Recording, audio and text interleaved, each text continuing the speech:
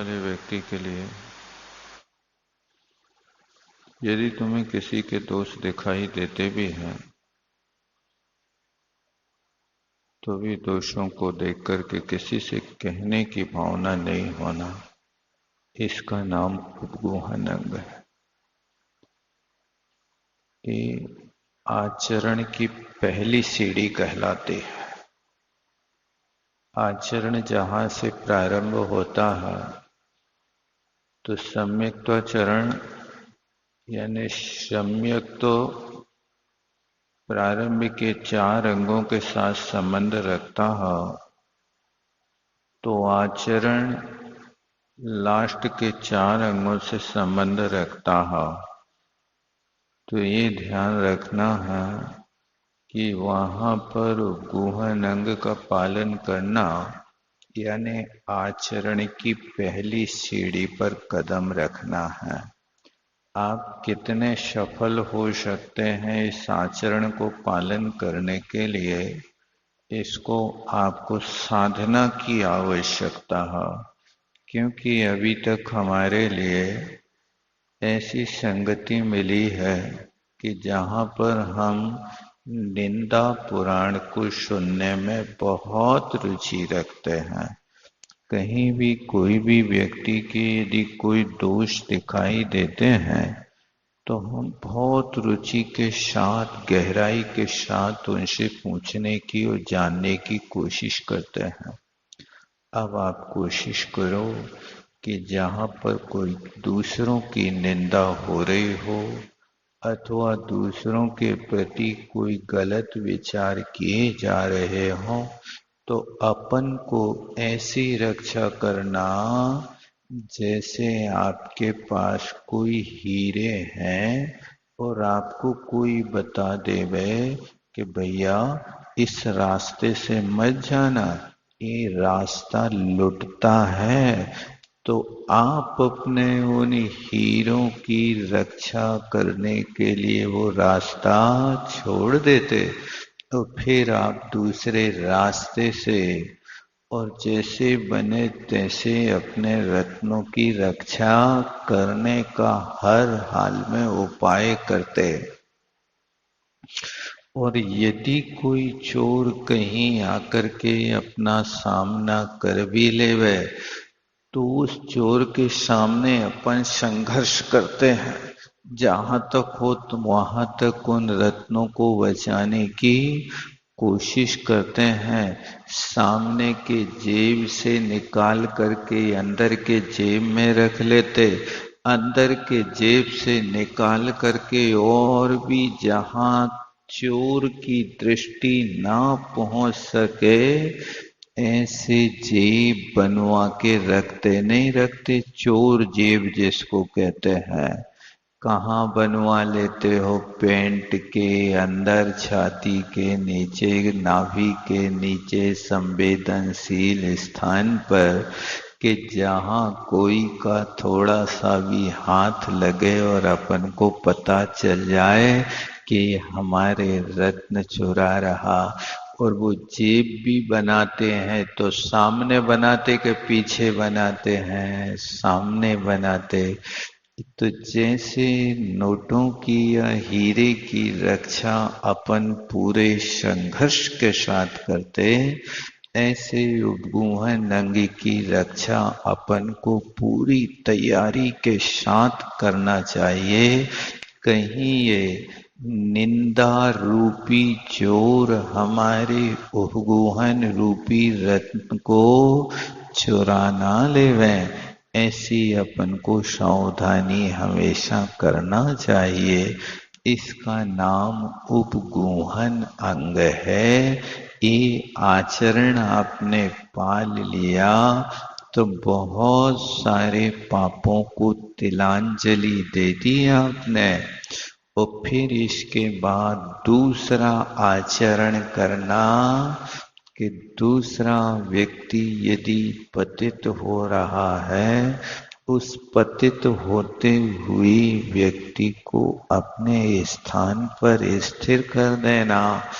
किसी भी चीज से यदि वो धर्म से च्युत हो गया तो धर्म से च्युत होने पर उसके लिए धर्म में लगाना।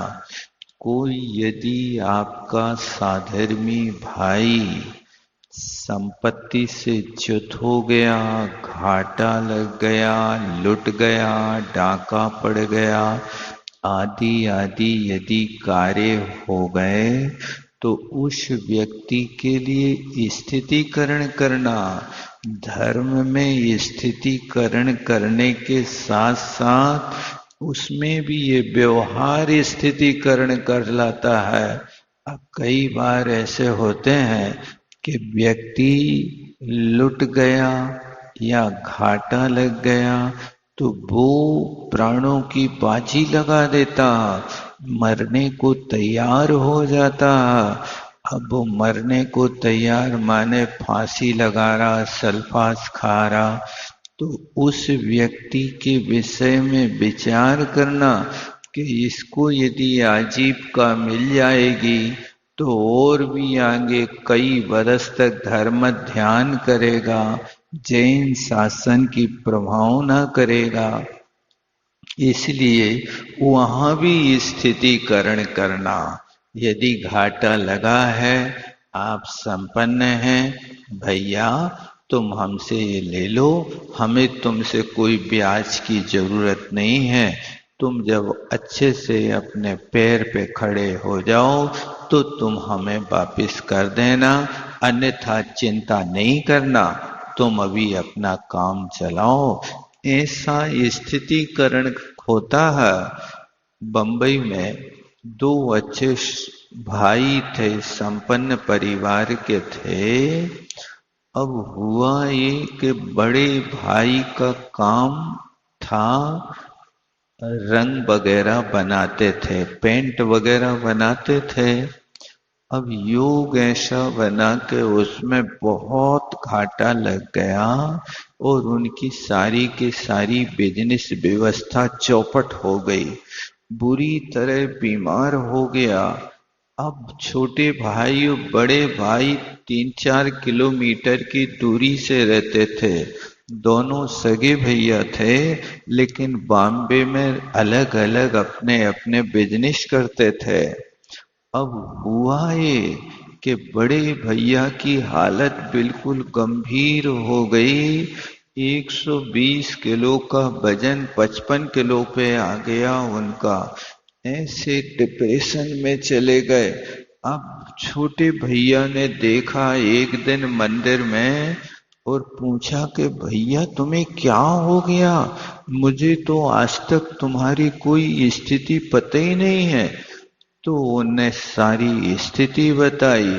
भैया की सारी स्थिति को पढ़ करके वो भैया घर पर गया, छोटा वाला अपने घर से 20 लाख रुपया की व्यवस्था करके लाया और भैया के चरणों में डाल दिया।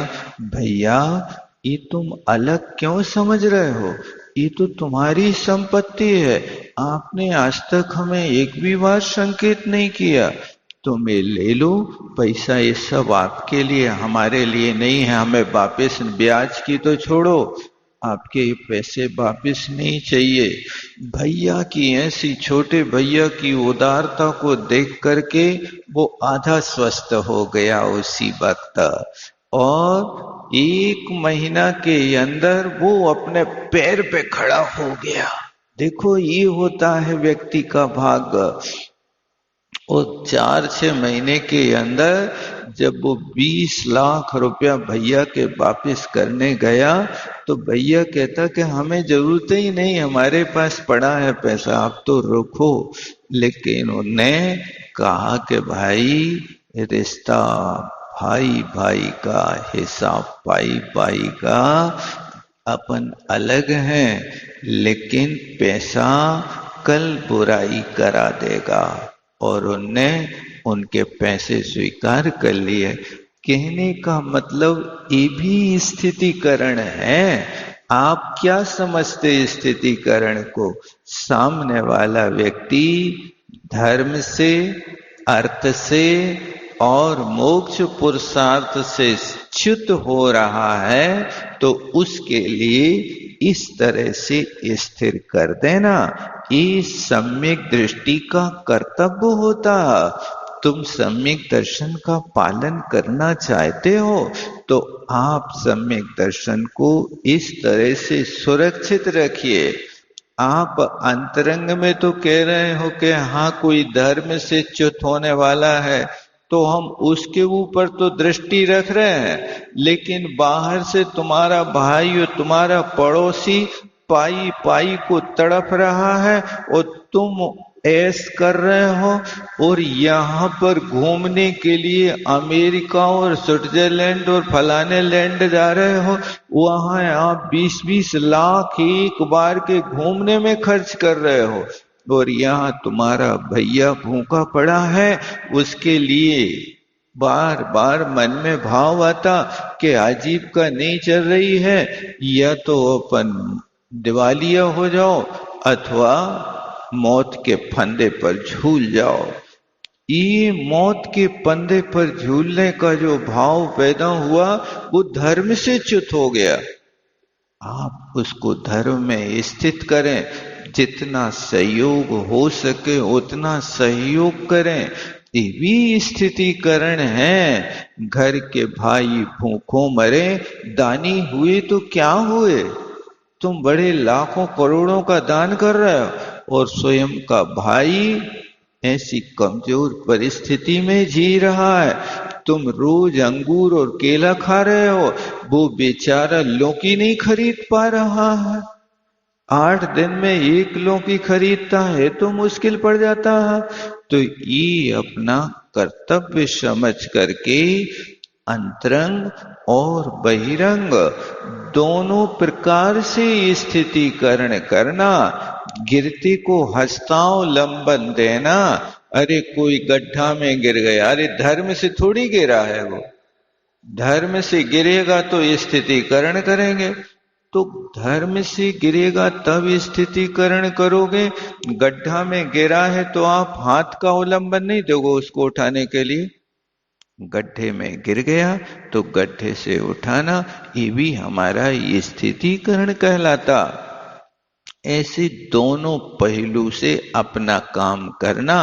जैसे एक नोट का सिक्का होता तो उसके दोनों पहलू पर कुछ ना कुछ लिखा होता।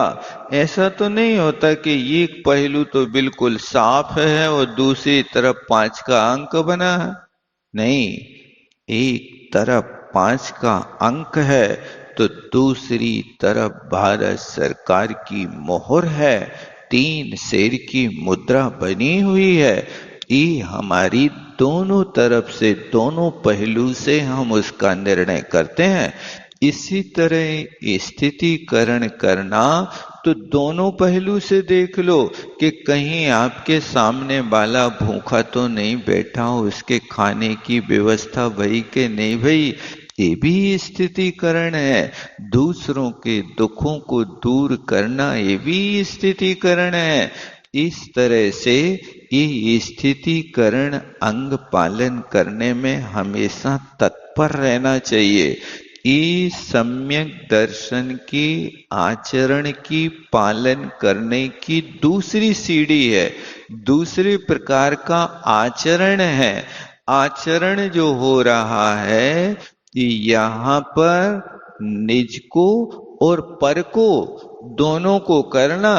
ऐसा नहीं कि आप स्वयं पतित होते जा रहे हो, दूसरों को धर्म का उपदेश देते जा रहे हो। नहीं, मान लीजिए आपका पड़ोसी बहुत लड़ाई करता है, अब आप सुनते सुनते परेशान हो गए तो आपने एक दिन पड़ोसी से कहा, तुम काहे इतनी गुस्सा करत हो, रोज को रोज लड़ाई करते हो। तो उसको समझाने के पहले आप अपने मन को देखो कि क्या आप लड़ाई नहीं करते क्या? लड़ाई के निमित्त आपको नहीं मिलते क्या? तो पहले लड़ाई का त्याग आप करो। जब आप करोगे तो दूसरों को समझा पाओगे, दूसरे के ऊपर प्रभाव पड़ेगा। और आप नहीं करोगे त्याग, आप स्वयं नहीं समझ पाओगे तो दूसरों को क्या असर पड़ेगा। ये स्थितिकरण धर्म का दूसरा आचरण है। जैसे बने तैसे तीन चीजों में स्थितिकरण हमेशा करना, धर्म में, अर्थ में और मोक्ष पुरुषार्थ में। इन चीजों में धर्म से च्युत हो रहा तो धर्म में स्थिर कर दो, अर्थ से च्युत हो रहा है तो अब कहो भैया हमारे पास तो इतनी संपत्ति नहीं कि हम तुम्हें दे करके कुछ कर सकें। नहीं, तो वहां पर आप कुछ ऐसा सहयोग कर दो कि जिस सहयोग के माध्यम से वाचनिक सहयोग होता है, मानसिक सहयोग होता है, कायिक सहयोग होता है। ये भी तो सहयोग है, इसको सहयोग नहीं समझते आप उनके लिए पैसों से नहीं कर पा रहे, कोई बात नहीं, आप उसके लिए मीठी वाणी से करो। घबराते क्यों हो? विपत्ति के काल में तो हमें धैर्य रखना है। विपत्ति तो सब पे आई है, क्या राजा महाराजों पे विपत्ति नहीं आती क्या? देख लो, अरे सारी दुनिया संघर्ष में जीती है, अपन को घबराने की बात नहीं। सब दिन जातना एक समाना, सबके एक से दिन नहीं जाते हैं, सब परिवर्तित हो जाते हैं। अभी धैर्य से काम लो। ये यदि आप सामने वाले को समझा देते हो तो ये भी स्थितिकरण है। आपके पास नहीं है कि आप लाखों रुपये देकर के उसको दुकान पे खड़ा कर दें, नहीं करो, कोई बात नहीं, लेकिन आप उसके लिए कुछ दूसरे तरीके से सहयोग कर सकते हो। इंदौर की बात है, एक बार पंडित पन्नालाल जी साहित्याचार्य सागर वाले, उनका बेटा, बड़ा बेटा बीमार हो गया और बहुत अस्वस्थ हो गया भाई साहब। तो वो सागर से उस बेटे को इंदौर ले गए और इंदौर में भर्ती करा दिया। अब उन्हें अपने बेटे को मेडिकल में भर्ती कराया और यहाँ पर आपके नसिया में, जहाँ ये नसिया है ना जावेरी बाग, वहां जाके पंडित जी ने धर्मशाला में अपना डेरा रख लिया। आसपास में कोई अस्पताल होगी, उसमें लड़का को भर्ती कर दिया। पंडित जी बहुत दुखी थे कि बड़ो बेटा है और बोई अभी कमाने वाला हुआ है और बोई ऐसा बीमार हो गया कि मौत के झूले में झूल रहा है। पंडित जी बहुत टेंशन में थे और उनके पास आजीविका की तो कमी थी। 35 रुपया महीना में मास्टरी करते थे मोराजी में, वो भी प्राइवेट सर्विस, सरकारी सर्विस नहीं थी। तो प्राइवेट सर्विस वाले तो कम देते हैं, काम ज्यादा लेते हैं, शोषण ज्यादा करते हैं। और हुआ ये, तो पंडित जी बड़े दुखी थे। अब उनके दुख को समझ करके पंडित नाथूराम जी उनको मेडिकल में आए संबोधन करने के लिए। अब उनने कहा कि पंडित जी का मन प्रसन्न नहीं हो रहा किसी तरह से, तो भी पंडित जी उस मेडिकल में, उस वार्ड में ले गए जिस वार्ड में लोग बुरी तरह तड़प रहे थे, यानी इनके बेटे से कई गुना दुख उठा रहे थे। कोई अग्नि में जल गया तो 80% जल गया, वो तड़प रहा है। उस वार्ड में ले जा करके उनके करुण क्रंदन को उनको बताया कि देखो पंडित जी, तुम्हारे लड़का से ज्यादा दुखी है कि कम है? दूसरों को ज्यादा दुख देख करके अपना दुख अपन को कम लगने लगता है। समझ लीजिए, आपको कांटा लगा है, आप कह रहे बहुत दर्द हो रहा, बहुत दर्द हो रहा। उस सामने वाले जीव के शरीर में बाण घुसा है, तो उस बाण घुसे हुए व्यक्ति के शरीर से बहते हुए शरीर को देख करके आप अपने कांटे का दुख नहीं भूल जाते क्या? भूल जाते। अरे भगवान, इसका दुख दूर हो जाए, ऐसी भावना होती है। तो वहां उनको दिखाया। अब इन लोगों के ज्यादा दुखी होने वालों की अवस्था देख करके मन में थोड़ी राहत मिली। ठीक है, हमारा बेटा अब ठीक हो जाएगा। अब कमरे पर आए, रोटी बनाना थी, सो घर से सब सामान ले गए, लेकिन भाग की चीज के सब चीजें तो ले गए, लेकिन सिगड़ी जलावे के लाने माचिस नहीं ले गए।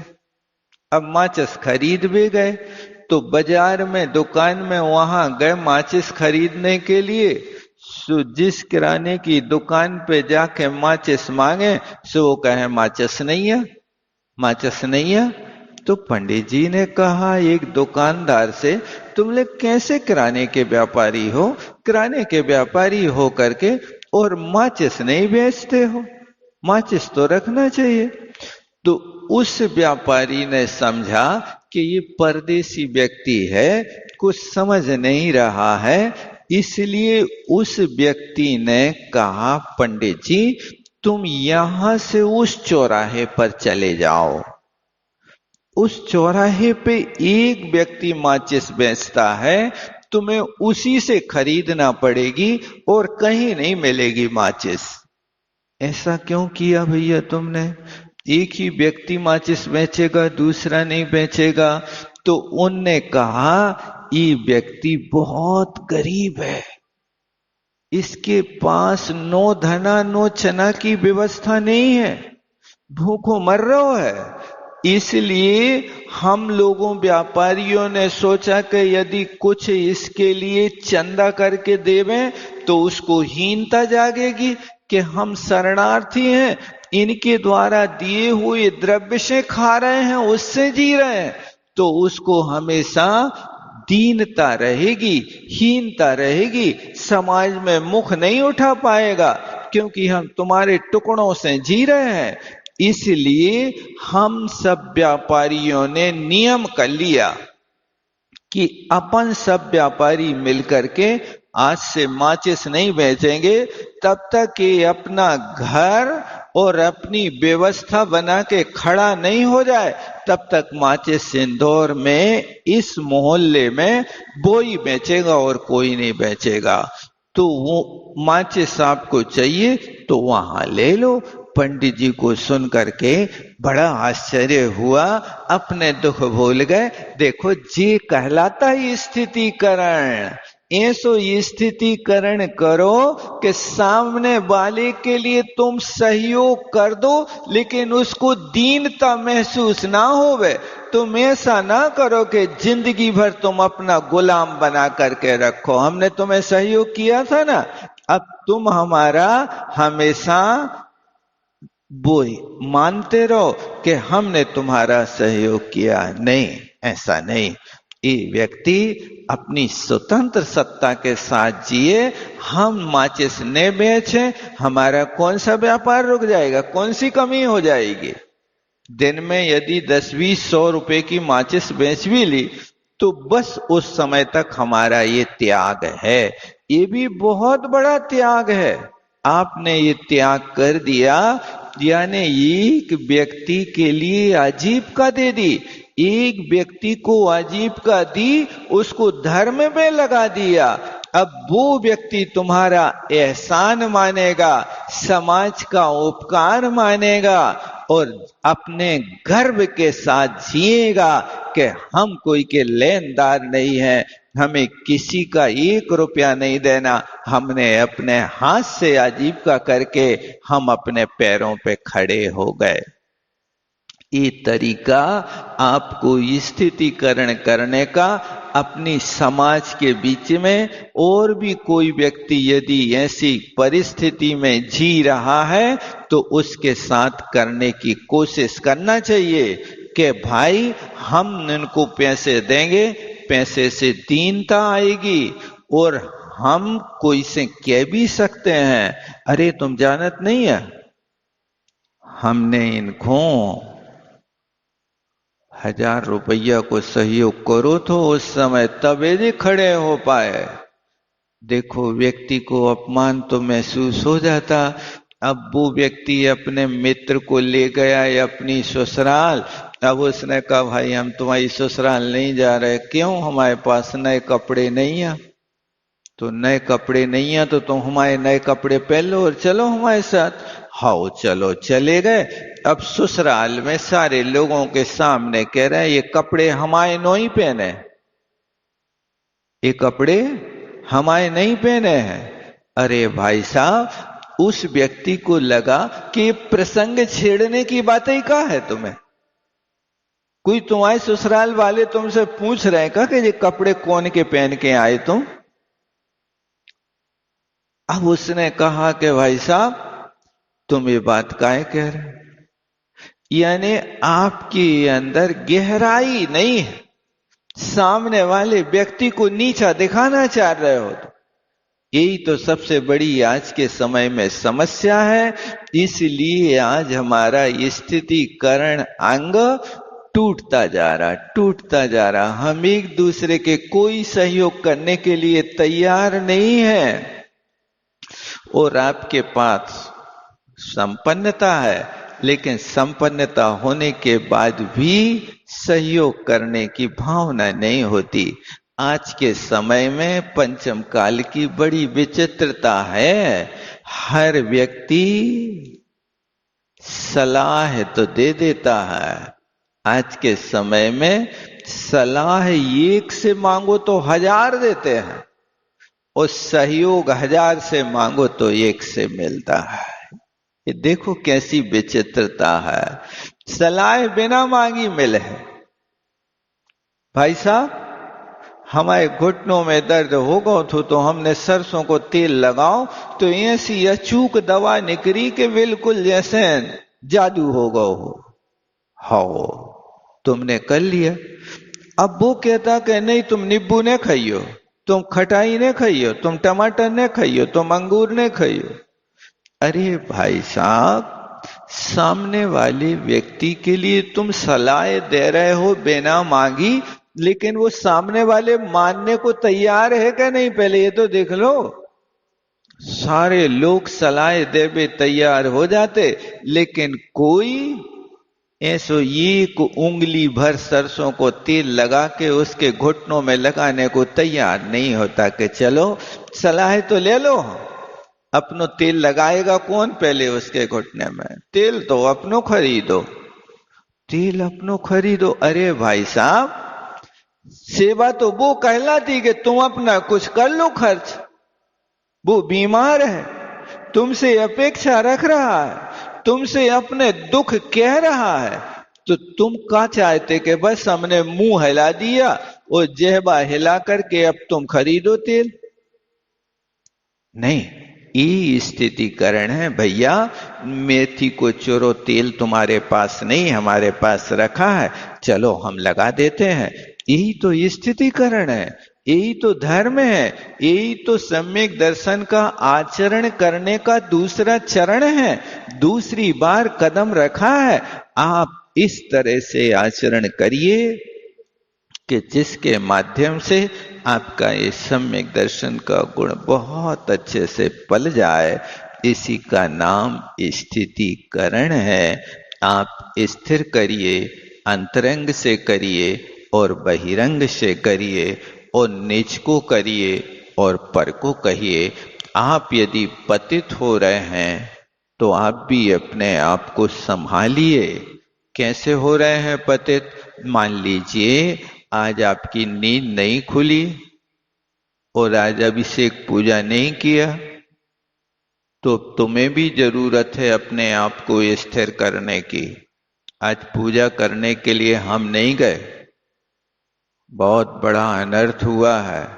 अब किसी से कहे बिना आप अपने अंतरंग में पश्चाताप करते हुए या तो पूजा कर आओ, और असमर्थ हो, नहीं जा पा रहे हो, विषम परिस्थिति है, तो आज प्रतिज्ञा कर लो कि आज भोजन में हम मीठा नहीं खाएं, आज भगवान की पूजा नहीं करी, आज हमने प्रवचन नहीं सुने, आज सास स्वाध्याय नहीं सुना, आज भोजन में हरी सब्जी नहीं खाए, आज कमरे पे बैठ कर के 5 मालाएं फेर हैं, ये अनर्थ हो गया।